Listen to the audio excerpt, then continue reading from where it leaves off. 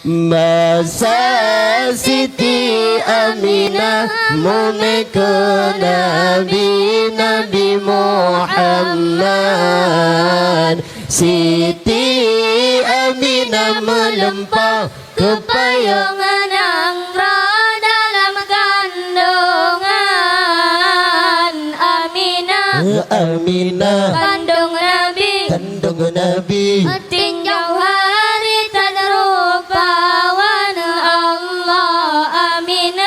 Aminah kandung Nabi tinjau hari tak rupawan Allah. Bulun fonten Nabi Adam menejau kabaran Aminah mu'min kena Idris alaihi salam yang gada kandung pengulai Nabi Muhammad yang elokan hana banding di dalam dunia Allah. Muhammad yang elokan hana banding di dalam dunia Allah.